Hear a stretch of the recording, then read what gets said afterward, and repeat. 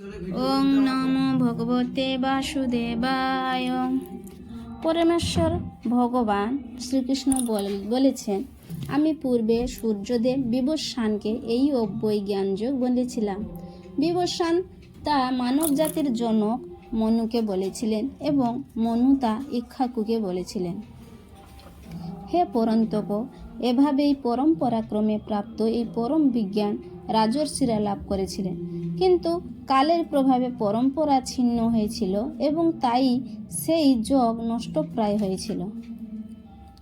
সেই সনাতন যোগ আজ আমি তোমাকে বললাম, কারণ তুমি আমার ভক্ত ও সখা এবং তাই তুমি এই বিজ্ঞানের অতি গূঢ় রহস্য হৃদয়ঙ্গম করতে পারবে। অর্জুন বললেন, সূর্যদেব বিবস্বানের জন্ম হয়েছিল তোমার অনেক পূর্বে।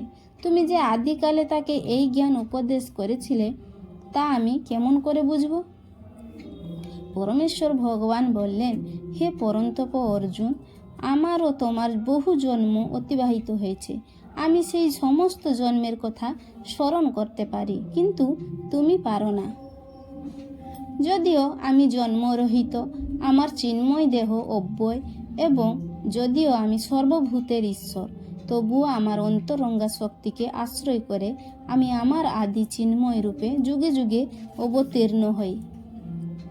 হে ভারত, যখনই ধর্মের গ্লানি হয় এবং অধর্মের অভ্যুত্থান হয়, তখন আমি নিজেকে প্রকাশ করে অবতীর্ণ হই।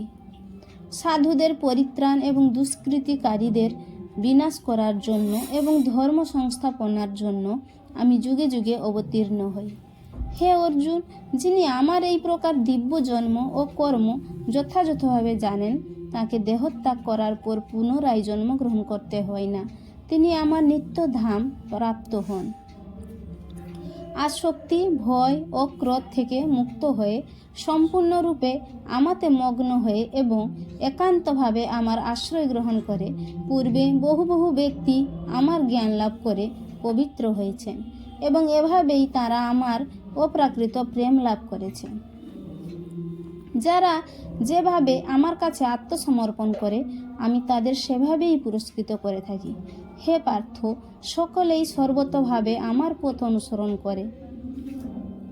এই জগতে মানুষেরা সকাম কার্যসমূহের সিদ্ধি কামনা করে থাকে এবং তাই তারা বিভিন্ন দেবদেবীর উপাসনা করে।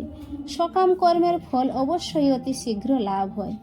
প্রকৃতির 3টি গুণ ও তাদের সঙ্গে সংযুক্ত কর্ম অনুসারে আমি মানব সমাজে 4টি বর্ণের সৃষ্টি করেছি। আমি এই প্রথার স্রষ্টা হলেও আমাকে অকর্তা এবং অব্যয়ী বলেই জানবে। কোনো কর্মই আমাকে প্রভাবিত করতে পারে না এবং আমিও কোনো কর্মফলের আকাঙ্ক্ষা করি না। আমার এই তত্ত্ব যিনি জানেন, তিনিও সকাম কর্মের বন্ধনে আবদ্ধ হন না। প্রাচীনকালে সমস্ত মুক্ত পুরুষেরা আমার অপ্রাকৃত তত্ত্ব অবগত হয়ে কর্ম করেছেন। অতএব তুমিও সেই প্রাচীন মহাজনদের পদাঙ্ক অনুসরণ করে তোমার কর্তব্য সম্পাদন করো। কাকে কর্ম ও কাকে অকর্ম বলে তা স্থির করতে বিবেকী ব্যক্তিরাও বিমোহিত হন। এখন আমি সেই কর্ম সম্বন্ধে তোমাকে উপদেশ করব, যে বিষয়ে অবগত হয়ে তুমি সমস্ত অশুভ অবস্থা থেকে মুক্ত হবে। কর্মের নিগূঢ় তত্ত্ব হৃদয়ঙ্গম করা অত্যন্ত কঠিন, তাই কর্ম, বিকর্ম ও অকর্ম সম্বন্ধে যথাযথভাবে জানা উচিত।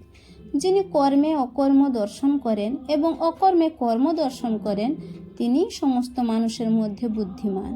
সব রকম কর্মে লিপ্ত থাকা সত্ত্বেও তিনি চিন্ময় স্তরে অধিষ্ঠিত। যার সমস্ত কর্ম প্রচেষ্টা কাম ও সংকল্প রহিত, তিনি পূর্ণ জ্ঞানে অধিষ্ঠিত। পণ্ডিত জ্ঞানীগণ বলেন যে, যার সমস্ত কর্মের প্রতিক্রিয়া পরিশুদ্ধ জ্ঞানাগ্নি দ্বারা দগ্ধ হয়েছে, কর্মফলের আসক্তি সম্পূর্ণরূপে ত্যাগ করে সর্বদা তৃপ্ত থেকে এবং আশ্রয়ের অপেক্ষা রহিত হয়ে তিনি সব রকম কর্মে যুক্ত হওয়া সত্ত্বেও কর্মফলের আশায় কোনো কিছুই করেন না। এই প্রকার জ্ঞানী ব্যক্তি তার মন ও বুদ্ধিকে সর্বতভাবে সংযত করে কার্য করেন। তিনি প্রভুত্ব করার প্রবৃত্তি পরিত্যাগ করে কেবল জীবন ধারণের জন্য কর্ম করেন। এভাবে কর্ম করার ফলে কোনো রকম পাপ তাকে স্পর্শ করতে পারে না। যিনি অনায়াসে যা কিছু লাভ করেই সন্তুষ্ট থাকেন, যিনি সুখ দুঃখ আদি দ্বন্দ্বের বশীভূত নন এবং মাৎসর্য শূন্য, যিনি কাজের সাফল্য ও অসাফল্যে অবিচলিত থাকেন, তিনি কর্ম সম্পাদন করলেও কর্মফলের দ্বারা কখনো আবদ্ধ হন না। জড় প্রকৃতির গুণের প্রভাব থেকে মুক্ত চিন্ময় জ্ঞাননিষ্ঠ ব্যক্তি যজ্ঞের উদ্দেশ্যে যে কর্ম সম্পাদন করেন, সেই সকল কর্ম সম্পূর্ণভাবে লয়প্রাপ্ত হয়। যিনি কৃষ্ণ ভাবনায় সম্পূর্ণভাবে মগ্ন, তিনি অবশ্যই চিৎজগতে উন্নীত হবেন, কারণ তার সমস্ত কার্যকলাপ চিন্ময়, তার কর্মের উদ্দেশ্য চিন্ময় এবং সেই উদ্দেশ্যে তার নিবেদিত সব কিছুই চিন্ময়। কোন যোগী দেবতাদের উদ্দেশ্যে যজ্ঞ করার মাধ্যমে তাদের উপাসনা করেন, আর অন্য অনেকে ব্রহ্মরূপ অগ্নিতে সব কিছু অর্পণ করার মাধ্যমে যজ্ঞ করেন। কেউ শুদ্ধ ব্রহ্মচারীরা মনসংযম রূপ অগ্নিতে শ্রবণ আদি ইন্দ্রিয়গুলিকে আহুতি দেন, আবার অন্য অনেকে নিয়মনিষ্ঠ গৃহস্থেরা শব্দাদি ইন্দ্রিয়ের বিষয়গুলিকে ইন্দ্রিয়রূপ অগ্নিতে আহুতি দেন। যারা মন ও ইন্দ্রিয় সংযমের মাধ্যমে আত্মজ্ঞান লাভের প্রয়াসী, তারা তাদের সমস্ত ইন্দ্রিয়ের কার্যকলাপ ও প্রাণবায়ু জ্ঞানের দ্বারা প্রদীপ্ত আত্মসংযম রূপ অগ্নিতে আহুতি দেন। কঠোর ব্রত গ্রহণ করে কেউ দ্রব্য দানরূপ যজ্ঞ করেন, কেউ তপস্যারূপ যজ্ঞ করেন, কেউ অষ্টাঙ্গ যোগ রূপ যজ্ঞ করেন এবং অন্য অনেকে দিব্য জ্ঞান লাভের জন্য বেদ অধ্যয়ন রূপে যজ্ঞ করেন। এই সমস্ত যজ্ঞের নানা রকম শ্রেণীবিভাগ করা যেতে পারে। অনেক মানুষ আছেন যারা নানা রকম দান ধ্যান করার মাধ্যমে যজ্ঞ সম্পন্ন করেন। ভারতবর্ষে অনেক ধনী বণিক ও রাজ পরিবারের মানুষ আছেন যারা ধর্মশালা, অন্নসত্র, অতিথিশালা, অনাথ আশ্রম, বিদ্যাপীঠ আদি নানা রকম দাতব্য সংস্থা প্রতিষ্ঠা করেন। অন্যান্য দেশেও হাসপাতাল, বৃদ্ধাশ্রম এবং এই ধরনের নানা রকম দাতব্য সংস্থা রয়েছে, যার উদ্দেশ্য হচ্ছে দুস্থ দরিদ্রদের বিনামূল্যে খাদ্য সামগ্রী দান করা, শিক্ষা দান করা ও চিকিৎসা করা। এই সমস্ত দান কর্মকে বলা হয় দ্রব্যময় যজ্ঞ। অনেক মানুষ আছেন যারা উন্নততর জীবন লাভ বা স্বর্গাহরণ করিবার জন্য স্বেচ্ছায় চান্দ্রায়ণ ও চাতুর্মাস্য আদি ব্রতের অনুশীলন করে থাকেন। এই সমস্ত পন্থায় বিশেষ বিধিনিষেধের মাধ্যমে জীবনযাত্রাকে পরিচালিত করবার জন্য কঠোর ব্রত পালন করতে হয়। যেমন চাতুর্মাস্য ব্রত পালনকারী 4 মাস ক্ষৌর কার্য করেন না, বিশেষ কিছু দ্রব্য আহার করেন না, দিনে একবারের বেশি 2 বার আহার গ্রহণ করেন না, অথবা কখনো গৃহ পরিত্যাগ করে অন্যত্র যাত্রা যান না। এইভাবেই সুখ স্বাচ্ছন্দ্য পরিত্যাগ করাকে বলা হয় তপময় যজ্ঞ। আর এক ধরনের মানুষ আছেন যারা ব্রহ্মৈক্য লাভ করবার জন্য পাতঞ্জল যোগ বা হঠযোগ বা অষ্টাঙ্গ যোগ, বিশেষ সিদ্ধির জন্য আদির অনুশীলনে প্রবৃত্ত হন। কেউ আবার সমস্ত পবিত্র তীর্থে ভ্রমণ করেন।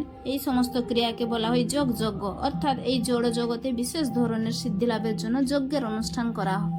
আবার অনেকে আছেন যারা নানা রকম বৈদিক শাস্ত্র, বিশেষ করে উপনিষদ, বেদান্ত সূত্র বা সাংখ্য দর্শন পাঠ করেন। এগুলিকে বলা হয় স্বাধ্যায় যজ্ঞ বা অধ্যয়নের মাধ্যমে যজ্ঞ সম্পাদন করা। এই সমস্ত যোগীরা শ্রদ্ধা সহকারে বিভিন্ন প্রকার যজ্ঞে নিয়োজিত থাকেন এবং তারা উচ্চতর জীবনে অভিলাষী। আর যারা প্রাণায়াম চর্চায় আগ্রহী, তারা অপান বায়ুকে প্রাণবায়ুতে এবং প্রাণবায়ুকে অপান বায়ুতে আহুতি দিয়ে অবশেষে প্রাণ ও অপান বায়ুর গতিরোধ করে সমাধিস্থ হন। কেউ আবার আহার সংযম করে প্রাণবায়ুকে প্রাণবায়ুতেই আহুত করেন।